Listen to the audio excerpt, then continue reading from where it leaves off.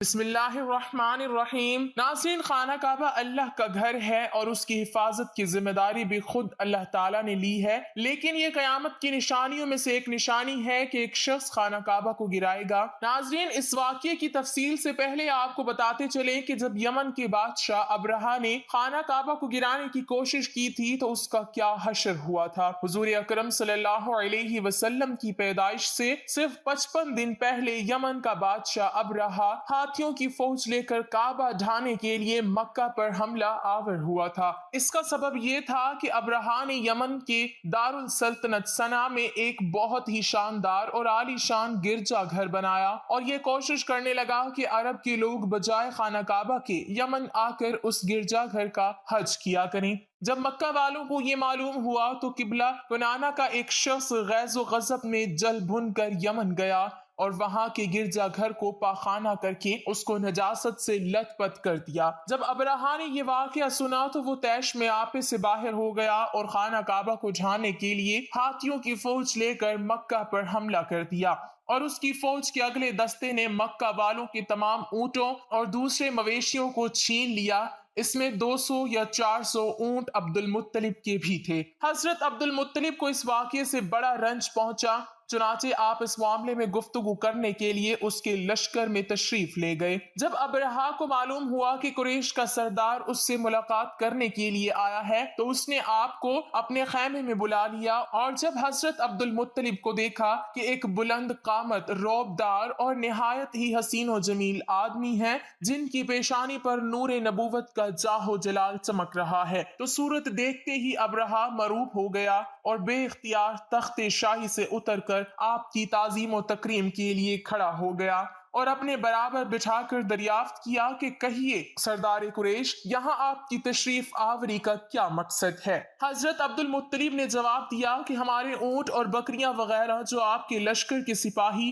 Hong لائے ہیں، آپ ان سب مویشیوں کو ہمارے سپرد کر دیجئے۔ یہ سن کر ابرہہ نے کہا کہ اے سردار قریش، میں تو یہ سمجھتا تھا کہ آپ بہت ہی حوصلہ مند اور شاندار آدمی ہیں، مگر آپ نے مجھ سے اپنے اونٹوں کا سوال کر کے میری نظروں میں اپنا وقار کم کر دیا۔ اونٹ اور بکری کی حقیقت ہی کیا ہے؟ میں تو آپ کے کعبہ کو توڑ پھوڑ کر برباد کرنے کے لیے آیا ہوں۔ آپ نے اس کے بارے میں کوئی گفتگو نہیں کی۔ حضرت عبد المطلب نے کہا کہ مجھے تو اپنے اونٹوں سے مطلب ہے، کعبہ میرا گھر نہیں ہے بلکہ وہ خدا کا گھر ہے، وہ خود اپنے گھر کو بچا لے گا، مجھے کعبہ کی ذرا بھی فکر نہیں ہے۔ یہ سن کر ابرہہ اپنے فرعونی لہجے میں کہنے لگا کہ اے سردار مکہ، سن لیجئے، میں کعبہ کو ڈھا کر اس کی اینٹ سے اینٹ بجا دوں گا اور روئے زمین سے اس کا نام و نشان مٹا دوں گا، کیونکہ مکہ والوں نے میرے گرجا گھر کی بڑی بے حرمتی کی ہے، اس لیے میں اس کا انتقام لینے کے لیے کعبہ کو مسمار کر دینا ضروری سمجھتا ہوں۔ حضرت عبد المطلب نے فرمایا کہ پھر آپ جانیں اور خدا جانے،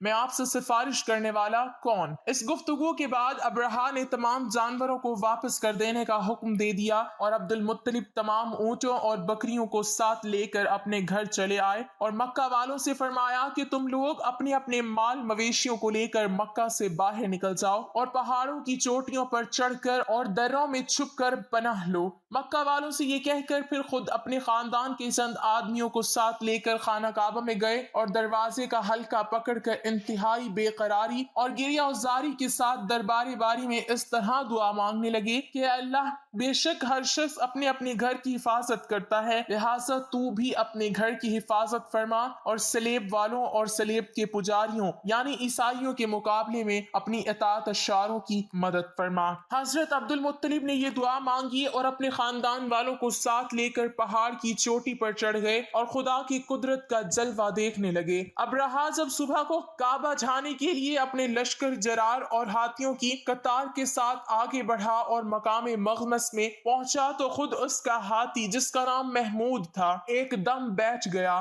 ہر چند مارا اور بار بار للکارا مگر ہاتھی نہیں اٹھا۔ اسی حال میں قہر الہی ابابیلوں کی شکل میں نمودار ہوا اور ننھے ننھے پرندے جھنڈ کے جھنڈ جن کی چونچ اور پنجوں میں 3 کنکریاں تھی سمندر کی جانب سے حرم کعبہ کی طرف آنے لگے۔ ابابیلوں کے ان لشکروں نے ابرہہ کی فوجوں پر اس زور و شور سے سنگ باری شروع کر دی کہ ان کی آن میں ابرہہ کے لشکر اور اس کے ہاتھیوں کے پرخچے اڑ گئے۔ ابابیلوں کی سنگ باری خداوند قہار و جبار کے قہر و غضب کی ایسی مار تھی کہ جب کوئی کنکری کسی فیل سوار کے سر پر پڑتی تھی تو وہ اس آدمی کے بدن کو چھیدتی ہوئی ہاتھی کے بدن سے پار ہو جاتی تھی۔ ابرہا کی فوج کا ایک آدمی بھی زندہ نہیں بچا اور سب کے سب ابرہا اور اس کے ہاتھیوں سمیت اس طرح ہلاک و برباد ہو گئے کہ ان کے جسموں کی بوٹیاں ٹکڑے ٹکڑے ہو کر زمین پر بکھر گئیں۔ چنانچہ قرآن مجید کی سورۃ فیل میں خداوند قدوس نے اس واقعے کا ذکر کرتے ہوئے ارشاد فرمایا، یعنی اے محبوب کیا آپ نے نہ دیکھا کہ آپ کے رب نے ان ہاتھی والوں کا کیا حال کر ڈالا؟ کیا ان کے داؤں کو تباہی میں نہ ڈالا اور ان پر پرندوں کی ٹکڑیاں بھیجیں تاکہ انہیں کنکر کے پتھروں سے ماریں تو انہیں چبائے ہوئے بھس جیسا بنا ڈالا۔ جب ابرہا اور اس کے لشکروں کا یہ انجام ہوا تو عبد المطلب پہاڑ سے نیچے اترے اور خدا کا شکر ادا کیا۔ ان کی اس کرامت کا دور دور تک چرچا ہو گیا اور تمام اہل عرب ان کو ایک خدا رسیدہ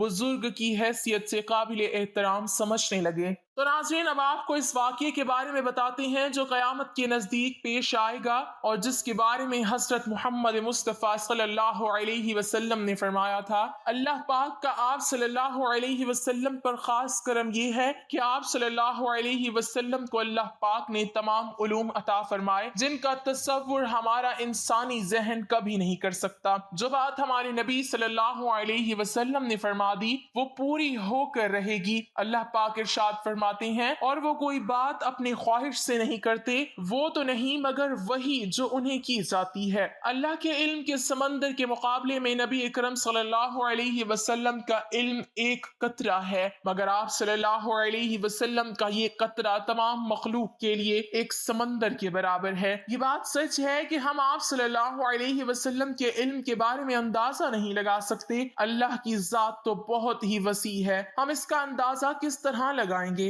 آپ صلی اللہ علیہ وسلم نے اپنے سے پہلے گزرے ہوئے انبیاء کرام اور ان کی امتوں کے ساتھ آنے والے وقتوں کے بارے میں بھی اپنی امت کو آگاہ کر دیا۔ محدثین اور مفسرین کا کہنا ہے کہ جب قیامت قریب آنے والی ہوگی تو خانہ کعبہ کو گرائے جانے کا واقعہ پیش آئے گا۔ جن لوگوں کو اس کے بارے میں علم ہے ان کو اس بارے میں حدیث مبارکہ کی روشنی میں بتاتے ہیں۔ خانہ کعبہ اللہ پاک کے نشانیوں میں سے ایک عظیم الشان نشانی ہے۔ جب تک کعبہ قائم ہے اس وقت تک دنیا بھی قائم و دائم رہے گی۔ جب خانہ کعبہ کو گرایا جائے گا تب قیامت رونما ہوگی۔ جب قیامت قریب آئے گی ایک بدبخت حبشی خانہ کعبہ کو گرا دے گا، پھر قیامت آئے گی۔ اس کمینے حبشی کے بارے میں آپ صلی اللہ علیہ وسلم نے ارشاد فرمایا، اس حبشی کی شکل و صورت ایسی ہوگی کہ وہ چھوٹی پنڈلیوں والا حبشی خانہ کعبہ کو گرائے گا۔ جبکہ بخاری شریف میں لکھا ہے کہ رسول اللہ صلی اللہ علیہ وسلم نے فرمایا، گویا میں اس حبشی کو دیکھ رہا ہوں، وہ کالا اور چوڑی ٹانگوں والا ہے، کعبہ کے پتھر اور اینٹوں کو اکھاڑ اکھاڑ کر پھینک رہا ہے۔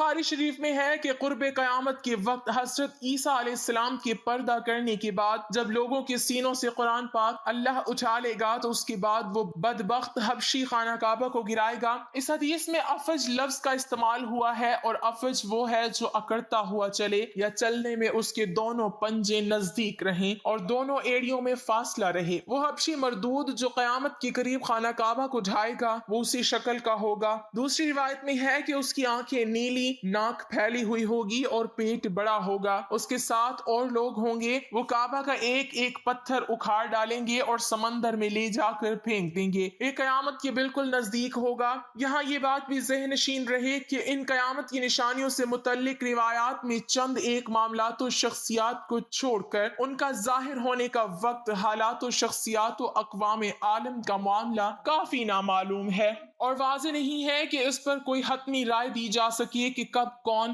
کیسے خروج کرے گا وغیرہ۔ آج کل کے سیاسی تناظر میں لوگ اور اکثر علماء کرام بھی یہ سمجھ رہے ہیں کہ بس قیامت صرف چند سالوں یا دہائیوں میں آنے والی ہے، کعبہ اور مسجد نبوی کو حبشی جنگجو تباہ کریں گے اور یہ خود زمین میں دھس جائیں گے۔ آئندہ چند سالوں میں امام مہدی اور حضرت عیسیٰ علیہ السلام کا نزول ہو جائے گا، برمودا ٹرائی اینگل سے دجال نمودار ہوگا اور فتنہ پھیلائے گا، یہودیوں، عیسائیوں اور مسلمانوں کی آپس میں جنگ ہوگی جو بس چند دن کی دوری پر ہے۔ حقیقت یہ ہے کہ یہ سب کیا صحرائیاں ہیں جو سادہ لوہ عوام الناس کو محفوظ کرنے اور عمل و جہاد سے دور کرنے کے لیے کی جاتی ہیں۔ اگر گہری نگاہ سے دیکھا جائے تو بڑے بڑے فتنے تو کئی صدیاں پہلے سے ہی رونما ہونے شروع ہو گئے تھے۔ کتنے ہی لوگوں نے مہدی ہونے کا ڈرامہ رچایا، کتنی ہی دفعہ مسلمان اور یہود و نصارہ میں بڑی جنگیں ہوئیں، کتنی مرتبہ قبلہ اول فتح ہوا، کتنی مرتبہ قبلہ اول پر یہودیوں کا قبضہ رہا، کتنی مرتبہ دجال نما انسان پیدا ہوئے، لیکن ان کا ذکر قرب قیامت کے سلسلے میں نہیں ہوتا۔ صرف 20ویں اور 21ویں صدی کے سیاسی معاملات و واقعات کو ہی قرب قیامت سمجھ لیا جانے لگا ہے، جبکہ نبی کریم صلی اللہ علیہ وسلم کے ایک فرمان کے مطابق آپ کی وفات کے بعد کا سارا زمانہ قرب قیامت ہی ہے، چاہے کتنی صدیاں بیت جائیں۔ لہٰذا علماء کو چاہیے کہ آج کل کے سیاسی پروپیگنڈے سے متاثر ہو کر ان عوام الناس کو محفوظ کرنے کی بجائے ان نیک اعمال و جہاد فی سبیل اللہ کی ترغیب دیں۔ اللہ تعالیٰ سے دعا ہے کہ اللہ ہمیں نیک کام کرنے کی توفیق دے اور